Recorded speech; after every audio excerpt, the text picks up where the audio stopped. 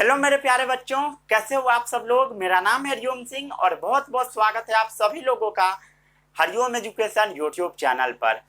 आज मैं combustion and flame का लेक्चर नंबर 4 लेकर आया हूं। आज हम आपको बहुत सारा चीज पढ़ाएंगे। सबसे पहले आज हम आपको बताएंगे कि फ्यूल क्या होता है। फ्यूल होता है ऐसा सब्सटेंस जिसको जलाने के बाद हीट एनर्जी निकलता है, उसी को फ्यूल बोला जाता है। जैसे कि डीजल हो गया, पेट्रोल हो गया, केरोसिन हो गया, एलपीजी हो गया, सीएनजी हो गया, कोल हो गया, केरोसिन हो गया और भी बहुत सारा चीज, कोल हो गया, ये चारकोल कह सकते हो आप, वुड कह सकते हो। ये सब फ्यूल है। जब आप उसको जलाओगे तो उससे बहुत ज्यादा हीट एनर्जी निकलेगा, राइट। उसके बाद आज हम लोग बात करेंगे कैलोरीफिक वैल्यू ऑफ फ्यूल। जब आप 1 kg इस फ्यूल को जलाओगे तो उससे कितना ज्यादा हीट एनर्जी निकलेगा, उसी को बोला जाता है calorific value of that fuel, right. जैसे आप 1 किलो वुड को जला दिए, कितना जूल एनर्जी निकला, उसी को बोला जाता है कैलोरीफिक वैल्यू, राइट। फिर आज हम आपको बताएंगे क्लासिफिकेशन ऑफ फ्यूल। फ्यूल तीनों स्टेट में पाया जाता है, सॉलिड, लिक्विड एंड गैस। तो क्या क्या होता है सॉलिड फ्यूल, क्या होता है लिक्विड फ्यूल, फूल बोल दिया फ्यूल के जगह पर, सॉरी। फिर आज हम लोग बात करेंगे गैसियस फ्यूल के बारे में।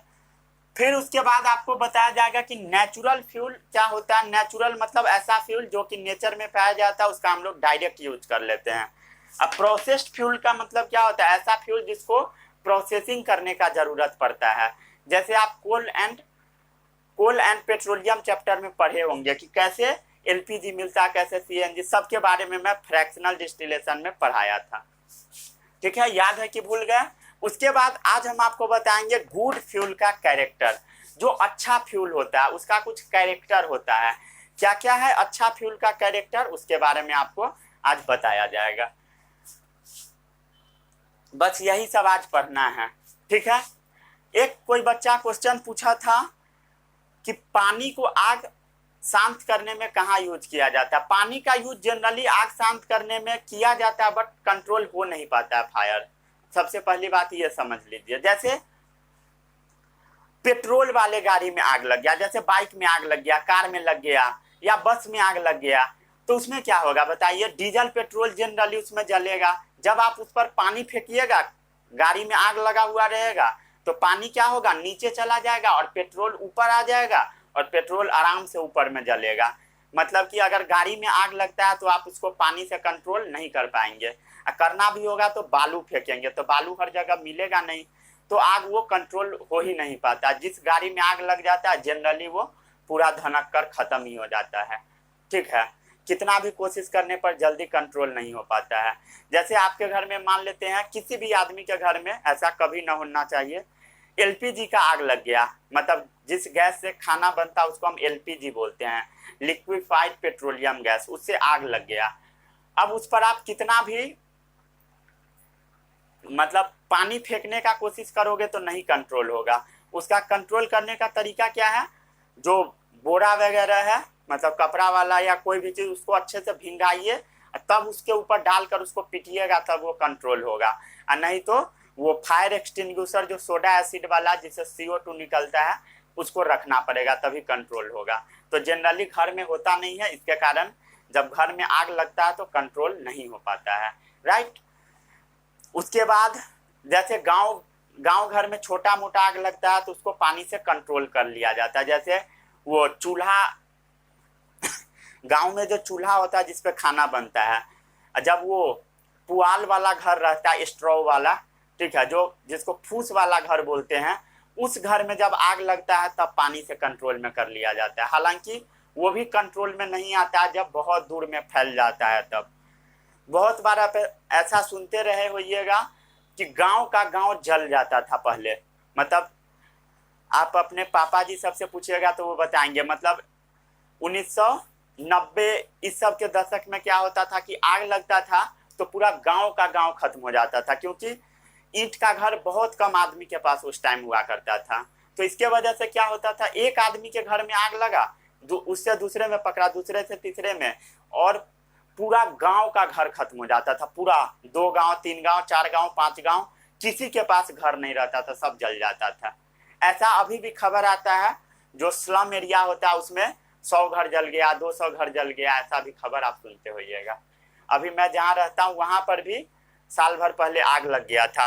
एक गंडक नदी है यहाँ पर, उसके बगल में जितना भी स्लम वाला एरिया उसमें आग लगा था, तो पूरा जल गया था सब आदमी का घर वगैरह। तो आग पर कंट्रोल कर पाना रियल लाइफ में बहुत हार्ड होता है। जब आग लगता है तो दिमाग काम करना आदमी का बंद कर देता है। ठीक है, पानी का यूज जनरली हम लोग करते हैं, बट उतना ज्यादा इफेक्टिव होता नहीं है आग में। फिर आपको आज हम बताएंगे calorific value of fuel.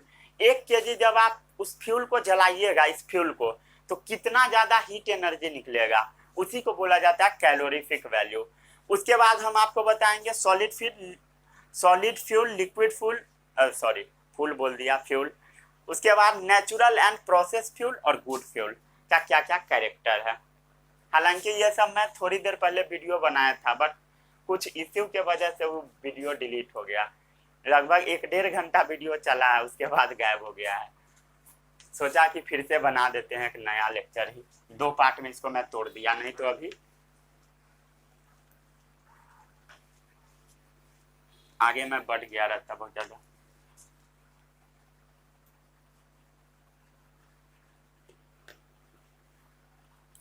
Light चला जाता है तो बड़ी समस्या होता है।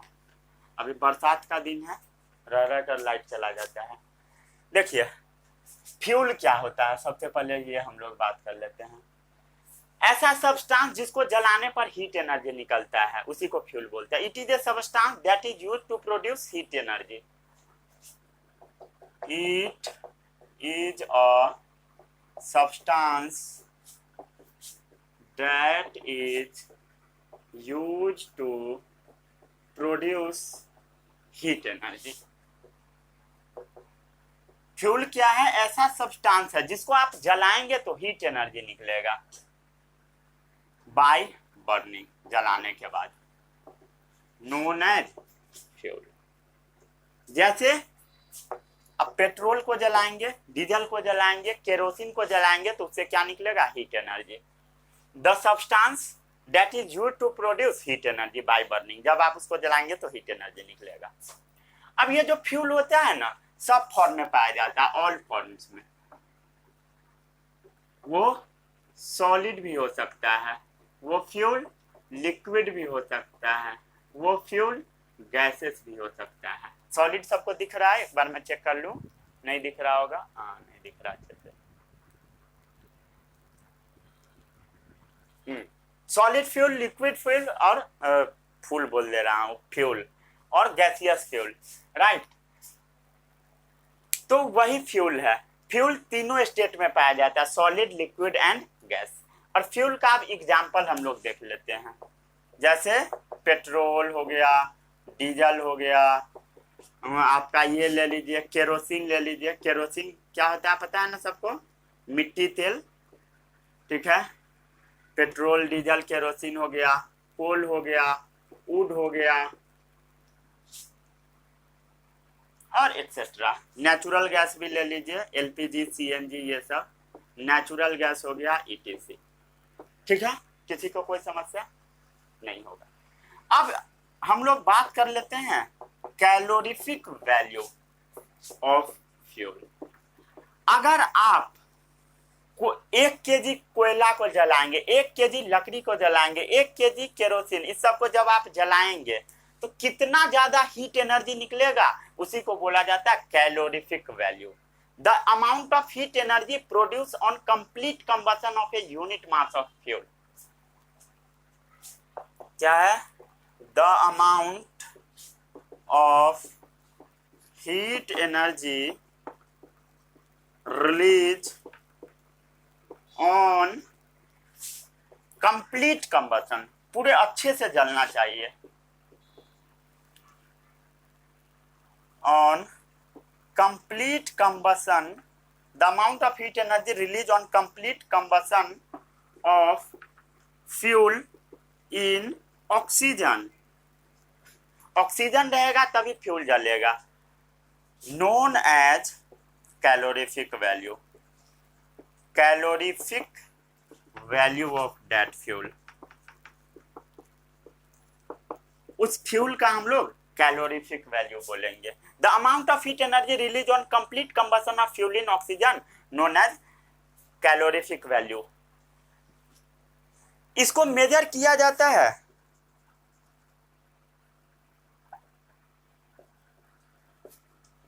किलो जूल पर किलोग्राम। 1 किलोग्राम जब आप फ्यूल को जलाएंगे, 1 किलोग्राम जब आप फ्यूल को जलाएंगे, 1 किलोग्राम आप कोल को जलाएंगे, 1 किलोग्राम आप वुड को जलाएंगे, तो उसे कितना ज्यादा हीट एनर्जी निकलेगा, उसी को बोला जाता है कैलोरीफिक वैल्यू। मेजर किया जाता है किलो जूल पर किलोग्राम। इसका एक वैल्यू भी मैं आपको याद करवाऊंगा। यह क्या है? किलो जूल्स पर kilogram.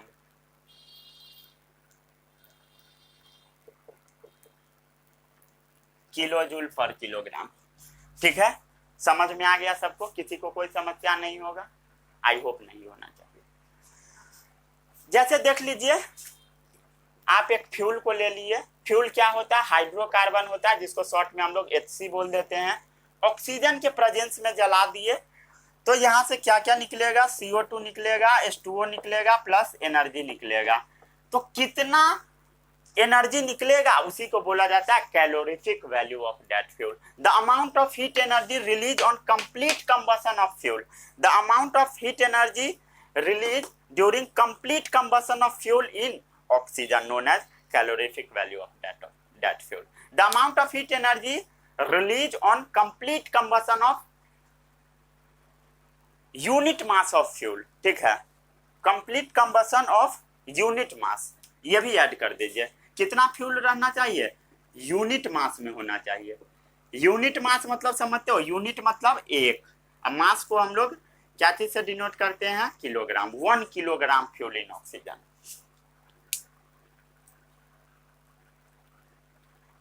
On complete combustion of unit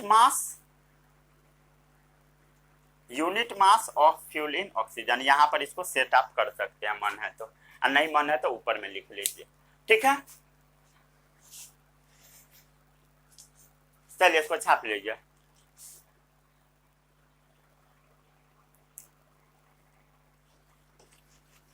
अब हम लोग बात कर लेते हैं classification of fuel.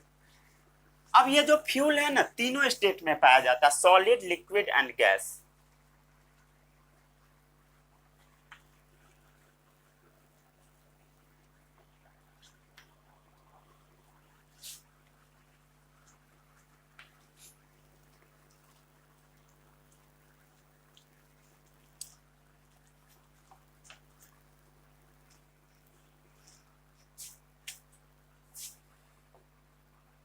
Classification of fuel. Fuel का अब हम लोग क्लासिफिकेशन करते हैं। फ्यूल तीनों स्टेट में पाया जाता है, सॉलिड स्टेट में भी पाया जाएगा, लिक्विड स्टेट में भी पाया जाएगा, और गैसियस स्टेट में भी पाया जाएगा। Gaseous state. ठीक है, सबसे पहले हम बात कर लेते हैं सॉलिड स्टेट वाले के लिए। सॉलिड फ्यूल क्या है, उसका एग्जाम्पल सबसे पहले देखिए। एग्जाम्पल समझने के बाद सबको आसानी होता है समझने में। लकड़ी हो गया, कोल हो गया, डंग केक हो गया।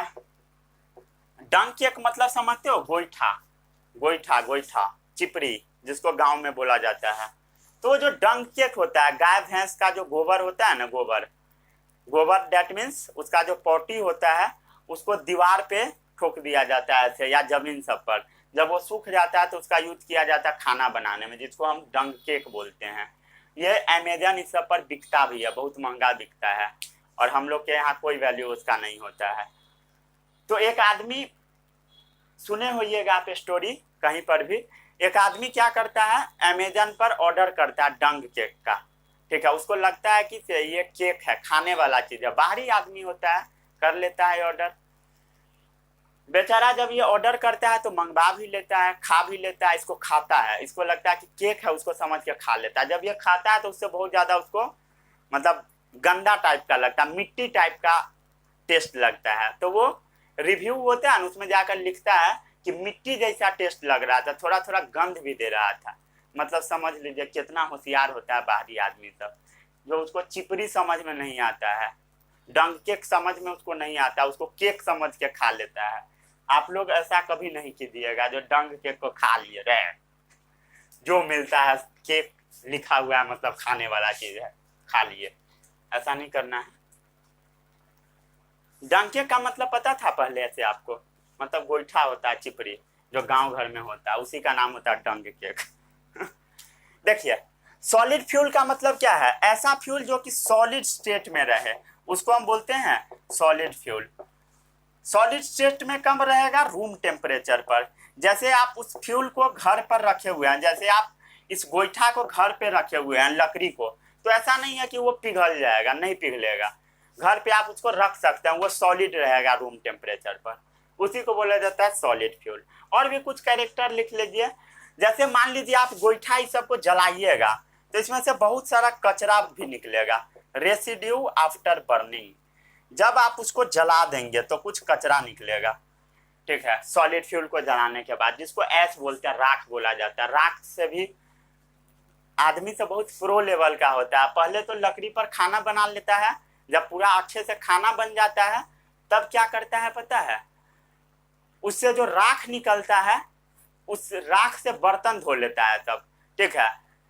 और बर्तन धोने के बाद कल में वो जाली लगा होता है, जाली में क्या होता है, राख छना जाता है। जब राख वो फिल्टर हो जाता है तो राख को उठाकर खेत में फेंक देता है। मतलब समझ लीजिए कितना प्रो लेवल का काम गांव का आदमी करता है। खाना भी बना लिया लकड़ी से, उससे जो राख निकला उससे बर्तन साफ कर लिया, उसके बाद जो बर्तन साफ करने के बाद बचा उसको खेत में डाल दिया ताकि सॉइल फर्टाइल हो जाए। यही है बिहारी स्टाइल, इसको हम लोग बोलते हैं। अब हम बात करते हैं लिक्विड स्टेट के बारे में। ऐसा फ्यूल जो लिक्विड रहेगा, लिक्विड रहेगा रूम टेम्परेचर पर। इसका पहले एग्जांपल बताइए। पेट्रोल हो गया, डीजल हो गया, केरोसिन हो गया, वो सब कैसा फ्यूल है? लिक्विड फ्यूल है। एग्जांपल पहले देख लीजिए, समझिए। पेट्रोल हो गया, डीजल हो गया, केरोसिन हो गया, ये सब लिक्विड फ्यूल है, मतलब कि लिक्विड स्टेट में पाया जाएगा नॉर्मली, ठीक है। लिक्विड स्टेट में पाया जाएगा रूम टेम्परेचर पर, रूम टेम्परेचर पर लिक्विड स्टेट में पाया जाएगा, ठीक है। इसमें से कचरा बहुत कम निकलता है, ठीक है, लिटिल रेसिड्यू, ठीक है। जैसे आप जब पेट्रोल को जलाएंगे, डीजल वाले पेट्रोल गाड़ी को जलाएंगे, केरोसिन वाले जब मतलब चीज को चलाएंगे, ठीक है, तो उसमें से बहुत कम रेसिड्यू निकलता है, ठीक है। हालांकि ये भी बहुत ज्यादा पॉल्यूशन करता है, डीजल गाड़ी पेट्रोल गाड़ी सब, बट बहुत कम करता है एज कम्पेयर टू दिस।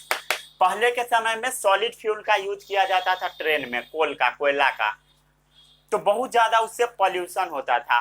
तब धीरे धीरे रिप्लेस हो गया लिक्विड फ्यूल पर, ठीक है, मतलब डीजल पर ट्रेन सब चलने लगा। उसके बाद क्या हुआ, अब तो इलेक्ट्रिक वाला ट्रेन आ गया हर जगह पर। शायद ही कोई जगह होगा इंडिया में जहां पर अब डीजल वाला ट्रेन चलता है। लगभग जगह पर पेट्रोल इलेक्ट्रिक ट्रेन चलने लगा। हर जगह पर अब बिजली का सुविधा प्रोवाइड करा दिया गया। अब जहां संभव नहीं है वहां पर नहीं कराया गया, हालांकि सरकार बहुत ज्यादा एक्टिव है इसके ऊपर, ठीक है। इसमें से बहुत कम कचरा निकलेगा। अब हम बात कर लेते हैं गैसियस फ्यूल के बारे में। इसका एग्जाम्पल है एलपीजी, लिक्विफाइड पेट्रोलियम गैस, जिससे आपके घर में खाना बनता है। सीएनजी, कंप्रेस्ड नेचुरल गैस, जिससे गाड़ी चलता है। इस सब के बारे में आप पढ़े होइएगा। किस चैप्टर में पढ़े होइएगा? कोलन पेट्रोलियम में। अगर नहीं पढ़े हैं तो बाद में पढ़िएगा। तो सीएनजी, एलपीजी हो गया, वाटर गैस भी होता है।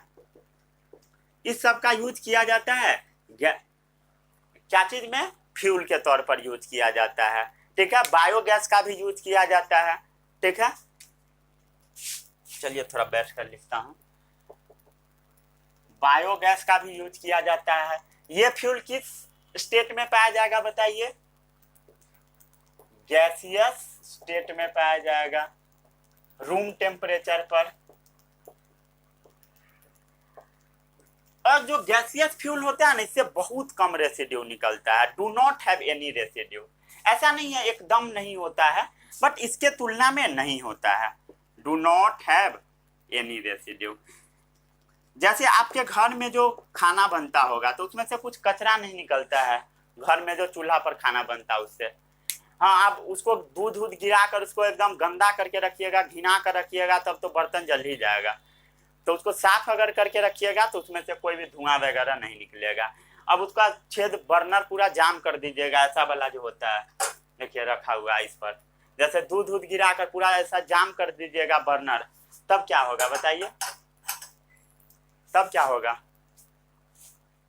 अरे भाई, बर्नर जाम कर दोगे तो अच्छे से उसको ऑक्सीजन नहीं मिलेगा, जल नहीं पाएगा सही ढंग से गैस। इसी कारण से सूट डिपॉजिट हो जाता है, काला काला।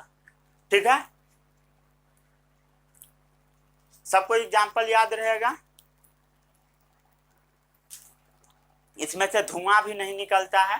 ठीक है, इसमें से धुआं नहीं निकलता है, ये भी लिखना है, एक्स्ट्रा एक पॉइंट लिख लीजिए। स्मोक नहीं निकलता है अगर कंप्लीट कंबशन होता है तब। वही मैं पॉइंट अभी आपको समझाया था कि घर का जो आपका वो है चूल्हा, अगर वो उसको साफ सुथरा करके रखिएगा तो कंप्लीट कंबशन होगा, स्मोक नहीं निकलेगा।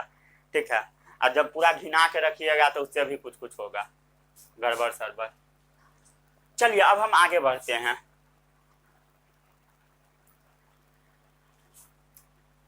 छापिए इसको।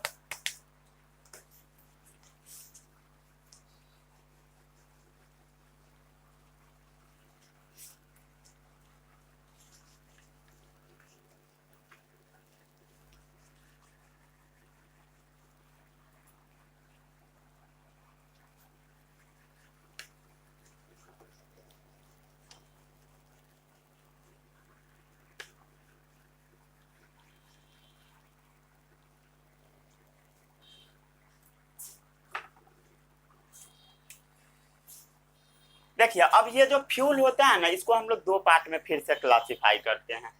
ऐसा फ्यूल जिसको प्रोसेसिंग किया जाता है उसको प्रोसेस्ड फ्यूल बोला जाता है, और ऐसा फ्यूल जिसमें प्रोसेसिंग का जरूरत नहीं पड़ता उसको नेचुरल फ्यूल बोला जाता है। हेडिंग डालिए, नेचुरल एंड प्रोसेस्ड फ्यूल। सबसे पहले हेडिंग डालिए नेचुरल फ्यूल। नेचुरल फ्यूल को ना प्राइमरी फ्यूल भी बोला जाता है। प्राइमरी फ्यूल क्यों बोला जाता है प्राइमरी फ्यूल? क्योंकि इसका डायरेक्ट यूज कर लिया जाता है सेम फॉर्म में, जो कि वो नेचर में एग्जिस्ट करता है। ठीक है, एग्जिस्ट इन नेचर, जिस फॉर्म में वो नेचर में एग्जिस्ट करता है उसी फॉर्म में उसका यूज किया जाता है। इसका एग्जाम्पल क्या है? कोयला, लकड़ी, डंग केक जिस फॉर्म में पाया जाता है उसी फॉर्म में इसका यूज भी कर लिया जाता है। भले ही उसका कुछ शेप दे दिया जाता है, जब गाय जब पोटी करती है उसके बाद उसको ले जाकर उसको एक शेप दे दिया जाता है ताकि वो अच्छे से सूख जाए। ठीक है, तो जिस फॉर्म में वो है उसी फॉर्म में उसका यूज कर लिया जाता है नेचुरल फ्यूल। और एक होता है प्रोसेस्ड फ्यूल, मतलब जिसमें प्रोसेसिंग का जरूरत पड़ता है, उसी को हम बोलते हैं प्रोसेस्ड फ्यूल। इसका एक और नाम होता है सेकेंडरी फ्यूल। क्या बोला जाता है? Secondary fuel. Produce from natural fuel after processing by chemical method. कैसे प्रोड्यूस होता है? प्रोड्यूस फ्रॉम नेचुरल फ्यूल, जो नेचुरल फ्यूल है उसी से प्रोसेस होकर बाहर निकलता है। ठीक है, produce from natural fuel after processing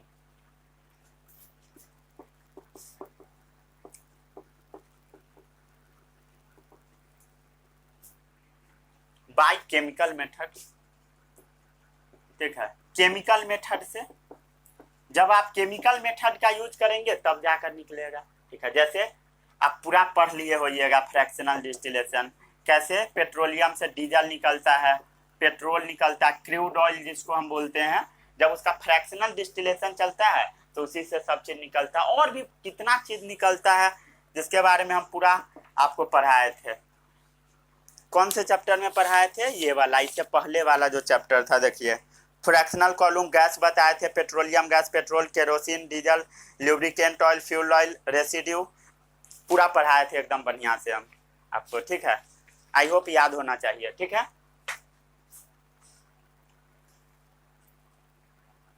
हो गया, इसको छापिए।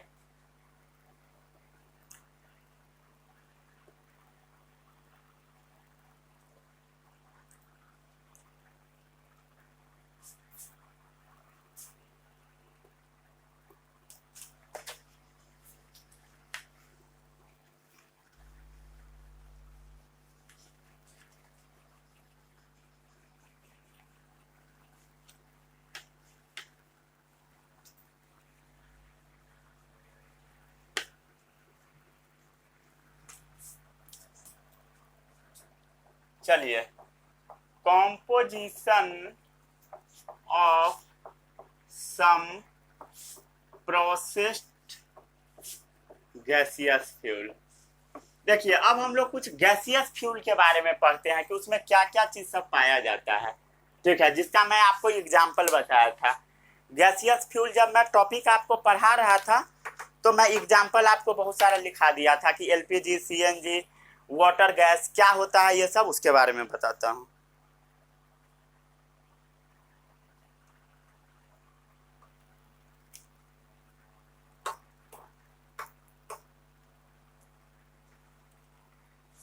ठीक है, सबसे पहले हम लोग बात कर लेते हैं नेचुरल गैस के बारे में। पूरा आइडिया होगा आपको इस सब के बारे में, क्योंकि आप पिछला चैप्टर पढ़ चुके हैं। फाउंड इन क्या चीज में पाया जाता है?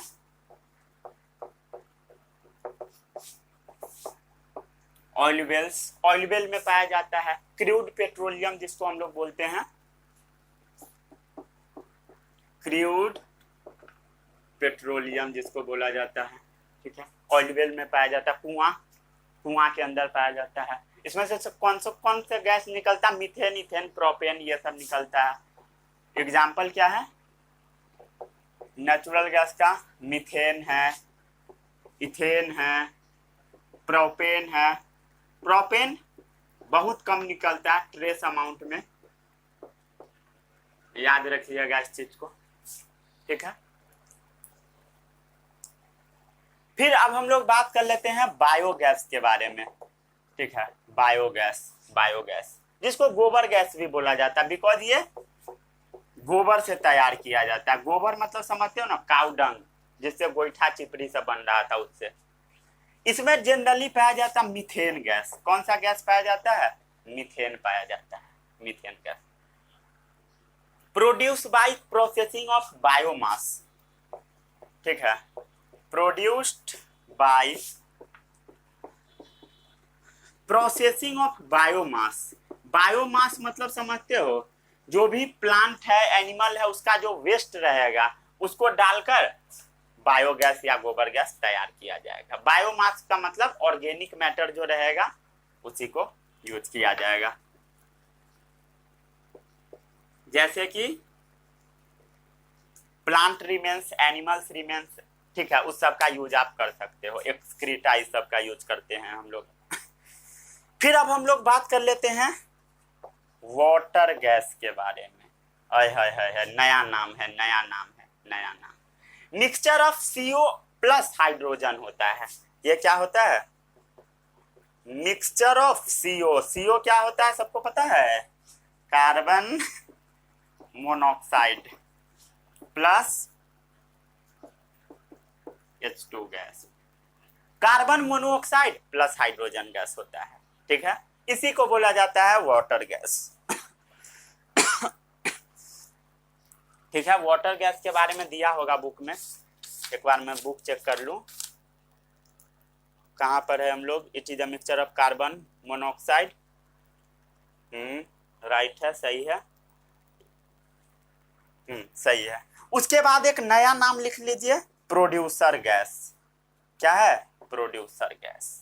प्रोड्यूसर गैस, ये जो प्रोड्यूसर गैस होता है ना, वो है मिक्सचर ऑफ सीओ, सीओ मतलब carbon, carbon monoxide and nitrogen gas. ठीक है, याद रखिएगा, ये ओलंपियाड में पूछे हुए हैं। क्या चीज कि वाटर गैस क्या होता है और प्रोड्यूसर गैस क्या होता है। छापिए इतना।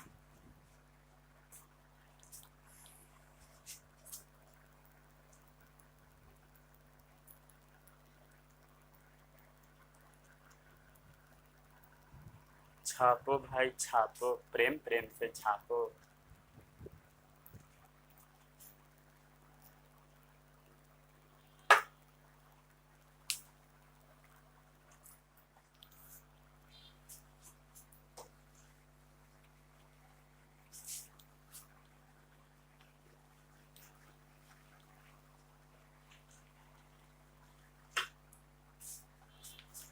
कहाँ गया कपड़ा?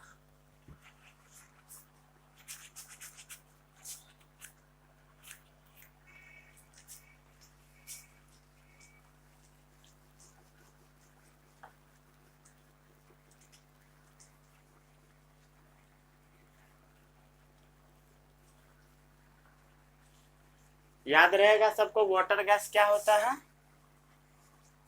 कल मैं ये सब क्वेश्चन आपसे पूछूंगा।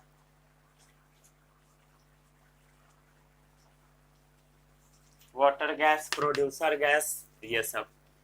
ठीक है, सीओ प्लस नाइट्रोजन, याद रखिएगा। ठीक है, चलिए अब आता है कोल गैस। कितना होगा? 5वां नंबर। ठीक है, कोल गैस ये क्या होता है? जब आप डिस्ट्रक्टिव डिस्टिलेशन करते हैं कोल का, तब जाकर आपको कोल गैस मिलता है। इट इज फॉर्म बाय, हाँ सही है। ये जो कोल होता है ना, कोल, उसका जब आप डिस्ट्रक्टिव डिस्टिलेशन करेंगे तब, नॉट पेट्रोलियम का। ठीक है, डिस्ट्रक्टिव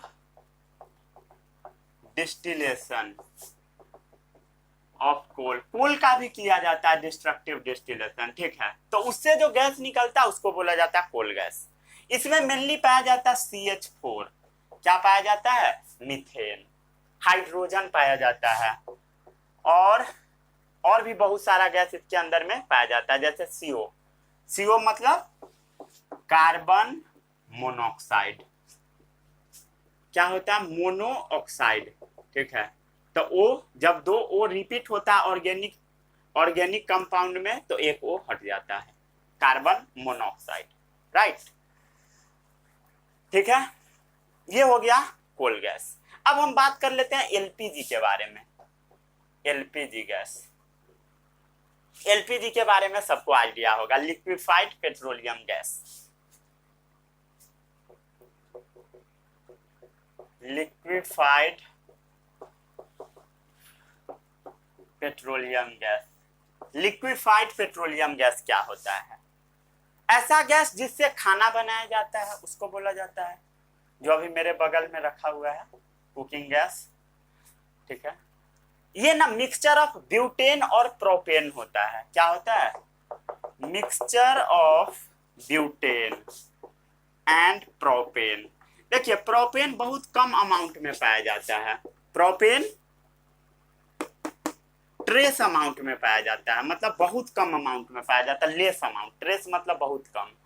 लेकिन ब्यूटेन इसमें अच्छा खासा अमाउंट में पाया जाता है, तो बोला जाता है कि LPG सिलेंडर में ब्यूटेन रहता है, डायरेक्ट ब्यूटेन बोला जाता है। अब एक फैक्ट सुनिए, ये जो गैस होता है ना, इससे स्मेल नहीं निकलता। आपके घर में जो गैस जिस पर आपका खाना बनता है उसके पास अपना स्मेल नहीं होता है, तो उसके अंदर में एक केमिकल ऐड कर दिया जाता है जिसका नाम है इथाइल मर्केप्टन। वो ऐड करने से क्या होता है कि स्मेल आता है आपके पास।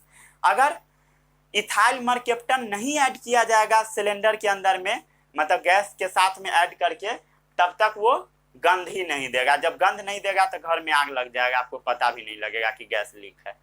हालांकि अभी भी ऐसा हो रहा है कि बहुत सारा कोविड पेशेंट ऐसा है जिसको हुआ था, ठीक हो गया है, उसका गंध ही वापस नहीं आया। तो उस सब फैमिली में प्रॉब्लम हो सकता है, may be in future, right. बहुत सारा ऐसा फैमिली है जिसमें लोग को गंध नहीं आया। अभी क्या होगा कह पाना बहुत ज्यादा मुश्किल है। कोविड बहुत, अभी थर्ड वेव भी आने वाला है इंडिया में, पता नहीं क्या होगा। सेकेंड वेव में क्या हुआ आपको तो पता ही होगा। इसमें क्या किया जाता है, स्ट्रॉन्ग स्मेलिंग कंपाउंड दिया जाता है, ठीक है, ताकि अच्छे से गंध दे, ठीक है। गैस जैसे खोलते होइएगा आपको गंध मारता होगा। वो कंपाउंड का नाम है इथाइल मर्केप्टन, ठीक है, कल मैं ये पूछूंगा, ठीक है। इज एडेड टू इट, इसमें क्या किया जाता है,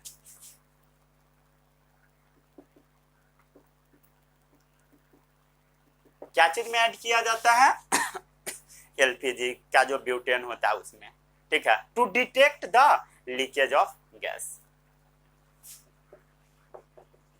to detect the leakage of gas, leakage of gas, नहीं तो गैस आपका लीक हो जाएगा, पता भी नहीं लगेगा। इथाइल मर्केप्टन ऐड करके उसको गंधित बना दिया जाता है, ठीक है। उसको ना, ये जो गैस है ना, इसको लिक्विड फॉर्म में कन्वर्ट कर दिया जाता है, मतलब कि उसको लिक्विफाइड कर दिया जाता है, ठीक है। लिक्विफाइड हम लोग कैसे करते हैं, किसी भी चीज को दबा करके, प्रेशर लगा करके, तो उसको लिक्विफाइड कर दिया जाएगा। जैसे गैस है तो उसके ऊपर आप प्रेशर लगाइएगा तो लिक्विड बन जाएगा, तो वही है लिक्विफाइड।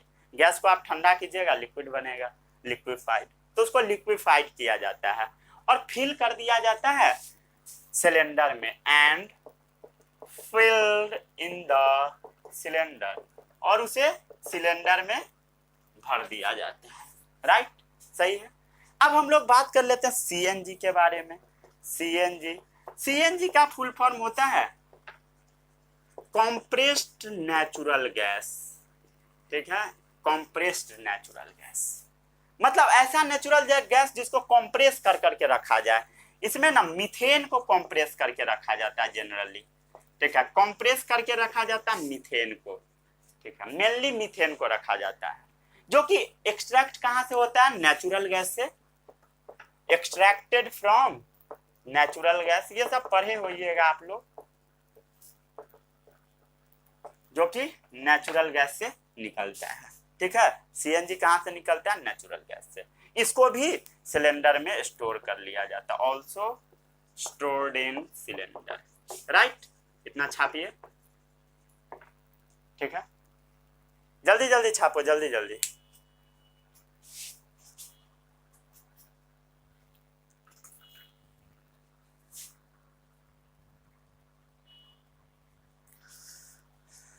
छापो भाई, जल्दी छापो।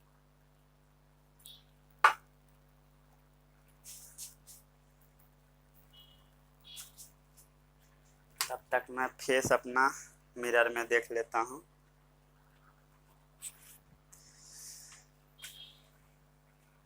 कभी कभी गड़बड़ हो जाता है, ठीक है। ये है बोर्ड पोंछने वाला, इसी से मुंह पोंछ लेते हैं बाय मिस्टेक, इसलिए दोनों को अलग रखना पड़ता है ताकि दोनों ऐड ना हो जाए। ध्यान न पड़ने पर ऐसा हो सकता है गलती।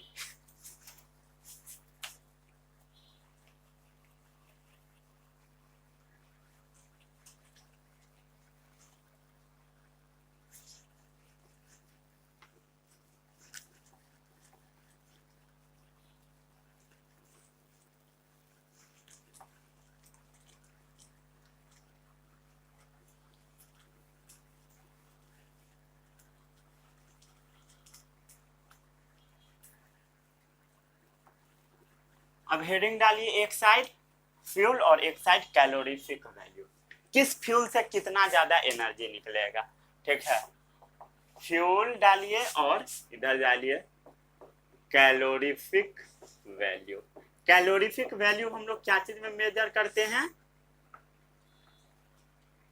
किलो जूल पर किलोग्राम, मतलब 1 किलोग्राम आप फ्यूल को जलाएंगे तो कितना किलो जूल एनर्जी निकलेगा, उसी में मेजर करते हैं।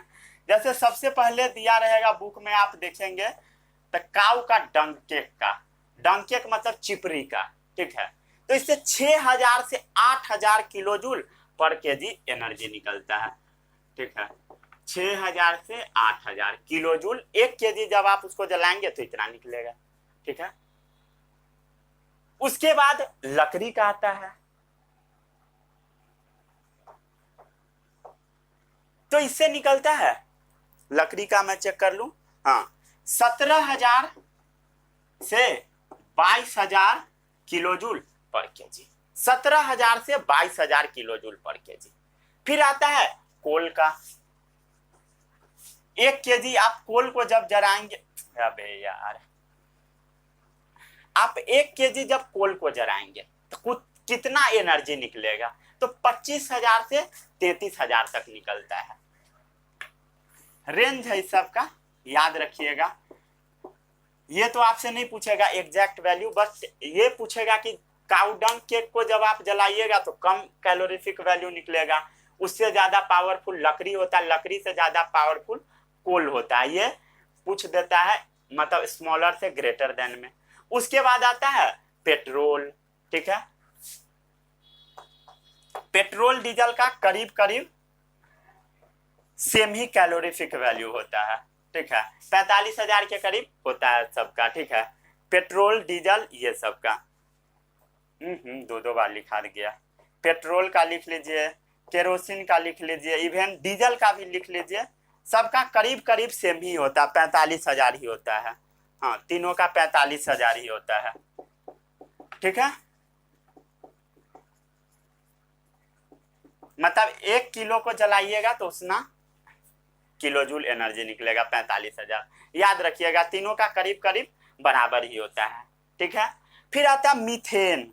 मीथेन के पास ज्यादा एनर्जी होता है। मीथेन और सीएनजी दोनों से सेम ही निकलता है, 50000 के करीब निकलता है। ठीक है, मीथेन से कितना निकलता है? 50000। सीएनजी से कितना निकलता है? 50000। और लिखिएगा तो और भी लिख सकते हैं आप अपने बुक में से देखकर। एलपीजी, बायोगैस, इस सब का लिख लीजिए। ठीक है, एलपीजी से और ज्यादा निकलता है। एलपीजी से 50×5 55,000। ये आपको वैल्यू नहीं याद रखना, बट ये सीक्वेंस आपको याद रखना पड़ेगा, ये इंपॉर्टेंट है। बायोगैस से 35,000 से 40,000 तक निकलता है। बायोगैस से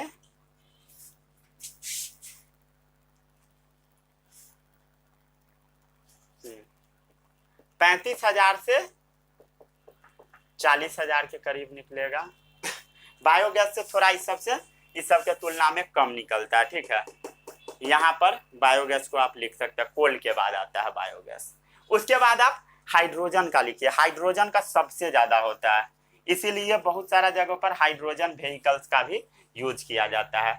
अप्रोक्स 1.5 लाख के करीब निकलता है, उससे 1.5 लाख के करीब।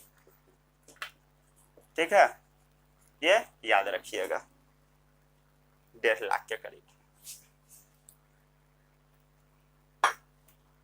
ये जो वैल्यू है ये बहुत ज्यादा इंपॉर्टेंट नहीं है, इंपॉर्टेंट ये है सबसे ज्यादा काऊ डंग केक, उसके बाद वुड, कोल, फिर पेट्रोलियम, फिर डीजल, फिर केरोसिन, फिर डीजल, मीथेन, ये सब का सेम ही होगा तीनों का। उसके बाद मीथेन सीएनजी का सेम ही होता है। एलपीजी का उससे ज्यादा होता है, बायोगैस का थोड़ा कम होता है। ठीक है, इसको याद रखिएगा। हाइड्रोजन का सबसे ज्यादा होता है, ये आपसे पूछा भी जा सकता है। अब हम लोग बात कर लेते हैं कि अच्छा फ्यूल का क्या क्या कैरेक्टर होता है। जैसे जो अच्छा बच्चा होता है तो उसका बहुत सारा कैरेक्टर होता है कि सबका रिस्पेक्ट देता है, ये सब। तो उसी टाइप से गुड फ्यूल का क्या क्या कैरेक्टर होता है।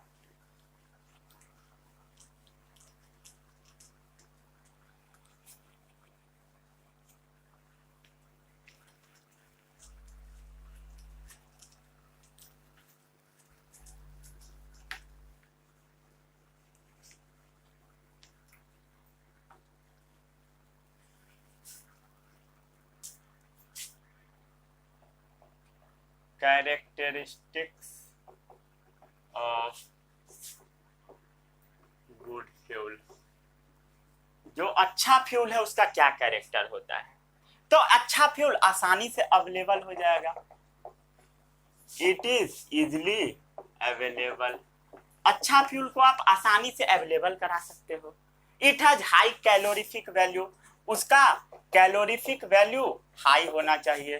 ठीक है, मतलब कि उसको कम फ्यूल को जलाना पड़े और ज्यादा एनर्जी निकले, हाई कैलोरीफिक वैल्यू का मतलब, ठीक है। It has a moderate ignition temperature,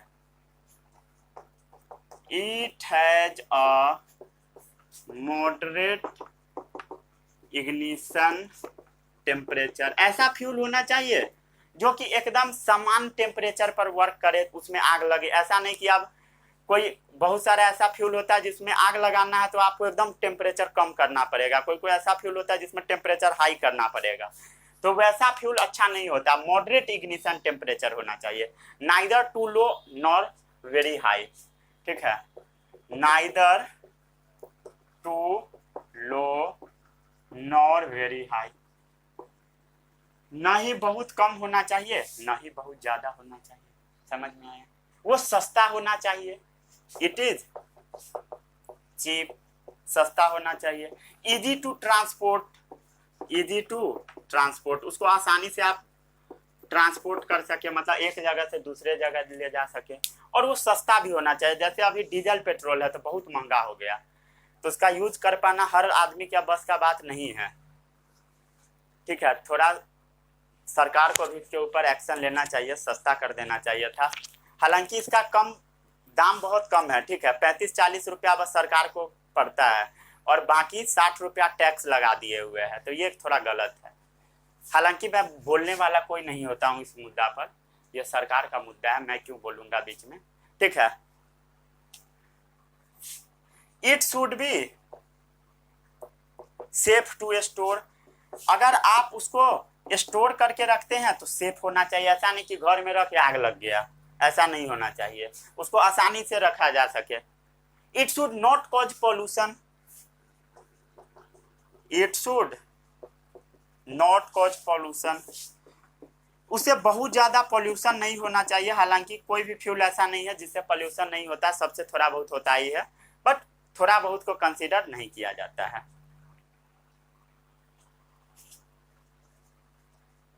It should not give any residue on burning, leave undesirable, जिसको आप चाहते नहीं हैं, अनडिजायरेबल रेसिड्यू, ऐसा रेसिड्यू जो आप चाहते नहीं है वो नहीं बनना चाहिए। It should not leave undesirable residue after burning, जलने के बाद। आज का लेक्चर बहुत ज्यादा आसान था, ठीक है, यहीं पर इस लेक्चर को हम समाप्त कर देते हैं। अगले लेक्चर में फिर हम लोग आगे बढ़ेंगे, ठीक है, पॉल्यूशन के बारे में। हालांकि ये चैप्टर मुझे इसी लेक्चर में कंप्लीट करा देना था, बट पिछला वीडियो में कुछ इश्यू आ गया था, इसके वजह से मुझे वीडियो बीच में ही कट करना पड़ा, ठीक है। मिलते हैं हम लोग अगले वीडियो में, तब तक के लिए all the best, bye bye.